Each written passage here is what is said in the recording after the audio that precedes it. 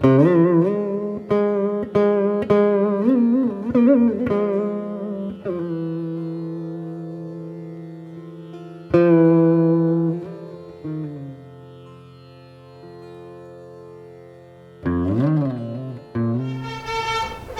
ISKCON I saw this hands-on management of the gurus, but Gurudeva was not like that. He just let everybody really be themselves, and then slowly, slowly he would fan the good in you. He would use your character and make you grow beyond your own expectations, and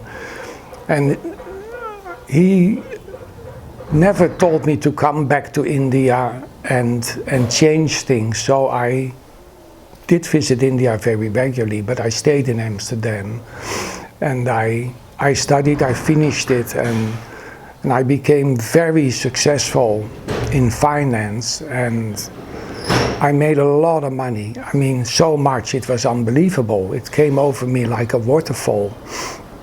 And I thought, what am I going to do with this? And so I thought, you know what, my guru is traveling all over the world, and one day he has to come home with this party. I want to build him a home.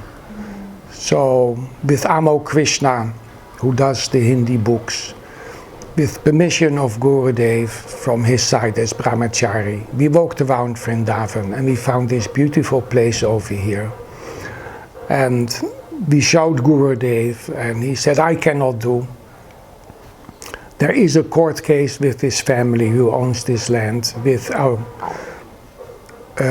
mat, and so I said, but I have a trust, so let me do. He said, okay. He said, this you do and you take care.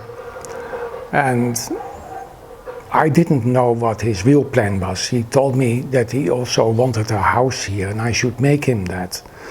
But in time, he guided me and helped me more and more to make this into an ashram where all the foreigners would come, and all the parikramas were now being held over here, and from here they left with the buses. The books came and it became his official address. And he also requested for deities to come here, full size, which he picked and installed over here.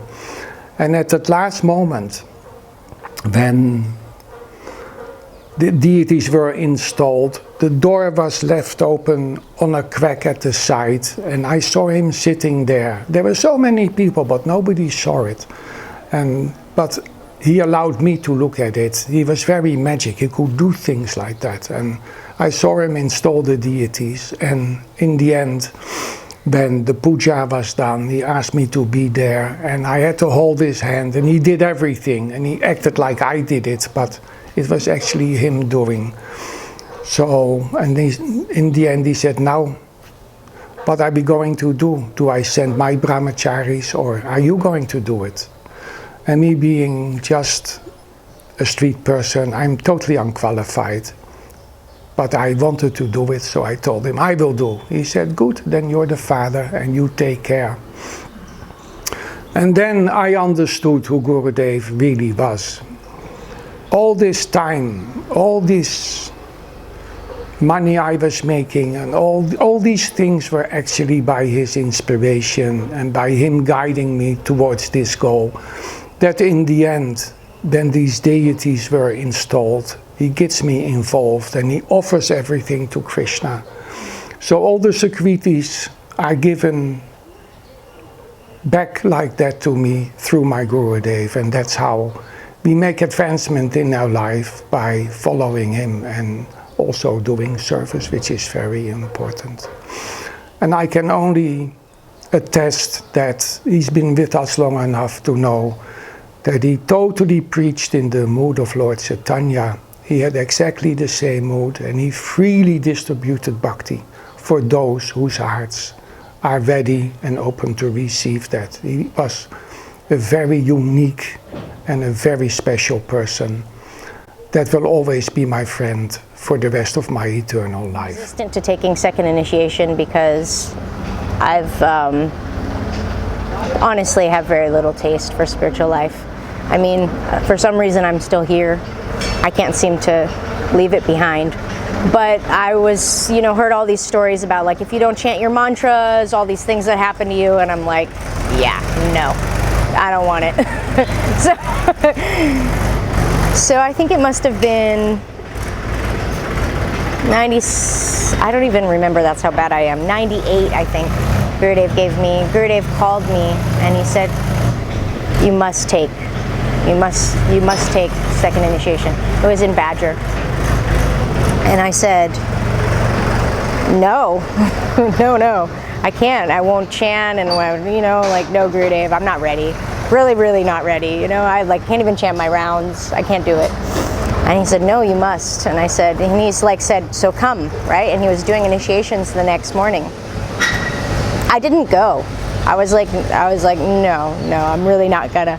So I didn't go. Bad disciple. Anyhow, so Gurudev saw me after he had done the initiations, like just after like mid-morning or something, right? And then he's like really quite upset and really stern. And he was like, where were you? Like, why didn't you come? And I was like, and he says, you will come tomorrow morning, like that. You will come. And I was like, okay. So anyhow, Gurudev had some mercy. So much mercy, giving me so much mercy, huh? You went as I went. How could I resist that? It was definitely an order. I mean, maybe the first one was too, but it had a little less push to it. So yeah, and so the cool thing about it is that because I had missed the proper time, it was just me in the room with Gurudev, so right. So because everybody, they had done the initiations the day before, so I was there. Well, my mother came. She's like, oh, I need to be there for posterity. Let me. So she sat there, and me and my mother and Gurudev. What's really nice is that if you've been to, have you been to Badger? Been to Badger. Anyway, so the room is still the same, pretty similar to how it was most of the years with Gurudev there. And so when I sit there in the room, right there, it's right where Gurudev gave me my mantras, and it's, you know, so powerful how he could just meet one person for one time and just create such an impression in their heart and have such an experience, even just like walking to his room, you know? Like he would walk from one place, and as he passed by, he would look at somebody and they had an experience that changed their life, right? This is our Gurudev. And yeah, feel very fortunate. And then also his mercy on me was that if something was wrong, then he'd call me over and he'd say, hey, come here. And he'd take from his own plate like this. Like it was usually the spinach, actually, because it was such a tiny amount you're cooking. If the salt was slightly too much in the spinach, then it would be, you know, so he'd, with his own hand, he'd take from his plate and go, taste that. And he'd put it in my hand, and I'd taste it, and it tasted like, you know, salty as anything, sometimes by accident. And also different types of spinach. There was different types of salt already in it, and then I'd taste it and go, oh, you know, and he'd go, more? Do you want more? And I'd go, well, yes, but no at the same time, because it's not right. And so yeah, we'd had a nice. So I'd get the kind of critique on how he liked things, and if he really liked something, then he would say, you know, and he would say. Sometimes he would say, like, so-so, you know, I'd ask him, and he'd say, how is this? And he'd go, so-so, kind of thing. And it meant it was okay, it was kind of acceptable. And then he would say, balo, which was like good. And then kubbalo was kind of like, that was really good. And then first class, if he said first class, that was English, then that was that was absolute best. So I'd get this kind of critique going on, and then obviously because sometimes we were in places for like 3 months at a time, and that was the only thing I was doing, then you could, you know, you kind of got into the whole meditation of cooking for Gurudeva and how to get, you know, trying to get the first class every time. For first class?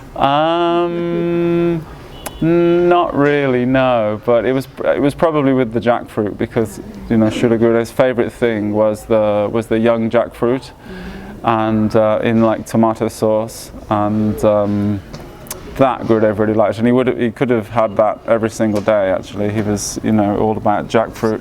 So yeah, it would always be steamed and then with tomato sauce, and then he would also have it on Ekadashi as well. Sometimes jackfruit, just with like some potato and some, you know, salt and pepper and ginger, like that. So yeah, that was amazing service, and he very rarely, he was very kind. He rarely chastised me in that service. It was always like, if he did, it would always be kind of like, you know, he'd give me his remnants off his plate like this, and he would always kind of joke, you know, be a little joking about it. And so yeah, so I had that service for a few years, like four years. I managed to kind of hold on to that service. After the first 3 months, I thought, oh well, that's probably it. I thought I'd just get somebody else, and you know, I'll go back to doing what I was doing before. But then, yeah, after that 3 months, then the next tour came, and then the next tour came, and then it turned out that it was just Madhav Maharaj was happy to just leave me to just kind of do, you know, just to do the whole thing and to kind of get on with it. So I first met Gurudev in 1994. My friend Indulekha Didi, she introduced me, took me from ISKCON Mayapur over the Ganges to Devananda Gaudiya Math in Navadvip, and took me into Gurudev's room, had his darshan, paid my pranams. He asked me, you know, who are you, what is your name, where are you from, like this. And he's very beautiful, very attractive. And in the back of my mind, I was thinking, I haven't got a guru, and you know, he's very elevated guru, but I belong to ISKCON. So my place is there, distributing Srila Prabhupada's books like this. So anyway, it touched my heart in some way. Then later on, Indulekha Didi told me, oh, our Gurudev, Srila Bhaktivedanta Narayan Goswami Maharaj, is coming to England, and he'll be giving lectures very close to Bhaktivedanta Manor, so please come. So of course, I couldn't resist going, because I used to go to her place. She lived outside Manor, and she had books of Gurudev. She'd given me books of Gurudev. I'd got books of Gaur Govinda Maharaj and Gurudev, both. And I thought, these two Vaishnavas, they've got something special, you know? Like that mood, that ras, I could perceive, not like so many other disciples of Srila Prabhupada had written books or whatever, but didn't quite touch my heart in the same way. So, and seeing Gurudev's picture, I was always attracted, you know. So then I thought, yes, must go. So I went. And I remember one of the first lectures that Gurudev gave, it was in the village hall near the manor. He was speaking on this Shri Guru Charana Padma, Kevala Bhakti Sadhana, by I think it's Srila Narottam Das Thakur. And he came to this verse, it says, third verse, where it says, Prema Bhakti Ya Hoiti Avidya Vinasayate. And he asked the question to the devotees there, so what comes first? Does bhakti come first, or and then ignorance go, or all anatas will be cleansed from your heart, or is it that first your heart will be cleansed of all anatas, ignorance, and then bhakti will come? Which comes first? So I thought this is a very interesting question, because I had the same question when I was in the manor. I asked the temple president the same question, and he gave an answer. It was a bit different to Gurudev. So anyway, he was asking. Then devotees were saying, no, first we have to be, heart has to be cleansed of all not, and like this, then bhakti will come. And Gurudev said, no. He said, first bhakti will come, and then our hearts will be thoroughly cleansed of all ignorance and anarthas. So that I was really amazed when Gurudev said that. And I was very impressed, you know. I thought, oh, I've got the answer to my question. And I thought, oh, this really makes sense. This is really nice new angle of vision in one sense, you know. Otherwise, why would Narottam Thakur say like this? He first says Prema Bhakti, and then Prema Bhakti Yajna, then Avidya Vinasya, like this.